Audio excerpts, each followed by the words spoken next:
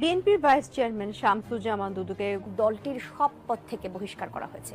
মিজানুর রহমান আজহারী তিনি টাকার বিনিময়ে তার বিভিন্ন অঞ্চলে গিয়ে তিনি ওয়াজ করেন, ভালো কথা, কিন্তু টাকার বিনিময়ে আপনি একটি দলকে হেয় প্রতিপন্ন করবেন, একটি দলের পক্ষে আপনি সাফাই গাবেন। বাংলাদেশের একজন জনপ্রিয় বক্তা মিজানুর রহমান আজহারীকে নিয়ে চলছে সমালোচনার ঝড়। আওয়ামী লীগ, বিএনপি ও জামাত ইসলাম মিলে সবাই সমালোচনা করছে মিজানুর রহমান আজহারীকে নিয়ে।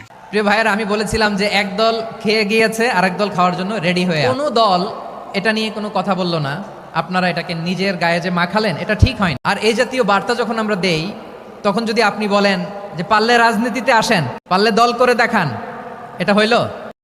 কলিজার ভাই ব্রাদার, আপনাদের কি মন্তব্য তা কমেন্ট করে জানিয়ে দিন। দোষটা কার ছিল, মিজানুর রহমান আজহারীর না বিএনপি, জামাত না আওয়ামী লীগের? আর এইরকম প্রতিনিয়ত ভিডিও পেতে আমাদের চ্যানেলটিকে সাবস্ক্রাইব করে দিয়ে পাশেই থাকুন, যাতে করে সবার আগে নোটিফিকেশন আপনি পান।